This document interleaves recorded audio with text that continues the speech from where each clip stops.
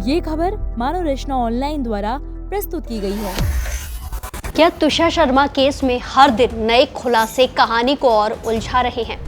क्या समर्थ सिंह के दावे से जांच की पूरी दिशा बदल सकती है? और क्या दोनों के रिश्ते में पहले से ही इतना तनाव था जो आखिरकार इस दर्दनाक अंत तक वो पहुंच गया? तुषार शर्मा मौत मामले में अब एक नया मोड़ आ गया है। पुलिस रिमांड पर चल रहे आरोपी समर्थ सिंह ने पूछताछ में कई बड़े दावे किए हैं। समर्थ का कहना है कि वो पिता बनना चाहता था, लेकिन तुषा बच्चा नहीं चाहती थी।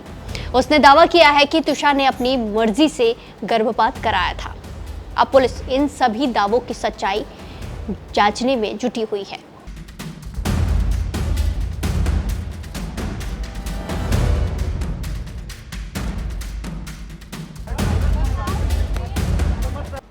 भोपाल से लेकर दिल्ली तक चर्चा में बने इस हाई प्रोफाइल केस में हर दिन नए एंगल सामने आ रहे हैं।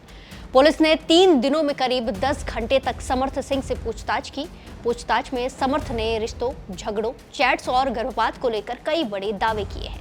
हालांकि पुलिस अभी किसी भी दावे को अंतिम सच नहीं मान रही है और डिजिटल सबूतों से हर बात का मिलान किया जा रहा है।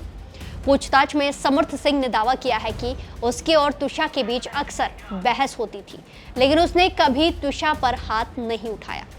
समर्थ ने यह भी कहा कि वो पिता बनना चाहता था, लेकिन तुषा बच्चा नहीं चाहती थी। उसके मुताबिक ड्रग्स की वजह से तुषा मां बनने से बचना चाहती थी। समर्थ ने पुलिस को बताया है कि दोनों डॉक्टर निधि नागर के पास गए थे, जहां दवाइयों की मदद से गर्भपात कराया गया था।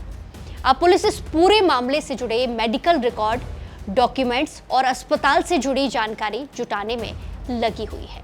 जांच टीम ये पता लगाने की कोशिश कर रही है कि समर्थ के बयान कितने सही हैं और इनमें कितनी सच्चाई है और कितनी बातें सिर्फ खुद को बचाने के लिए कही जा रही है। जांच में दोनों की चैट्स भी सामने आई हैं। पुलिस सूत्रों के मुताबिक कई चैट्स में देखा गया है कि तुषा लगातार मैसेज करती दिखाई दे रही है, लेकिन कई बार समर्थ जवाब नहीं देता था।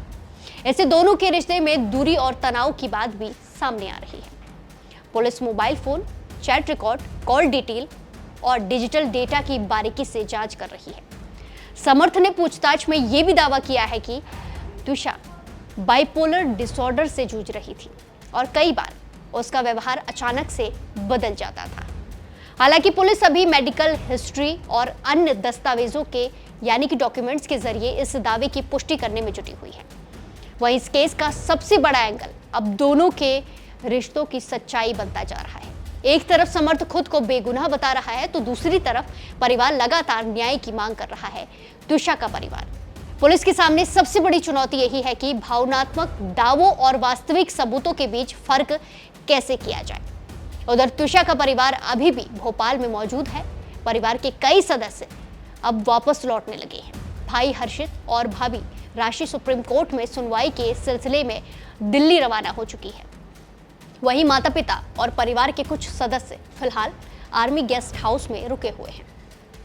सूत्रों की माने तो आने वाले दिनों में इस केस में और बड़े बड़े खुलासे हो सकते हैं। पुलिस डिजिटल सबूतों, मेडिकल रिकॉर्ड और दोनों के रिश्तों से जुड़े हर पहलू को जोड़कर पूरी तस्वीर समझने की कोशिश करने में लगी है। तो कुल मिलाकर तुषार शर्मा मौत मामला अब सिर्फ एक सामान्य जांच नहीं रह गया है, बल्कि रिश्तों, मानसिक तनाव, डिजिटल सबूत और कई गंभीर आरोपों के बीच उलझी हुई एक बड़ी जांच का मामला बन चुका है। समर्थ के दावों ने मामले को नया मोड़ जरूर दे दिया है, लेकिन असली सच क्या है, इसका जवाब अब पुलिस जांच और सबूतों से ही सामने आएगा।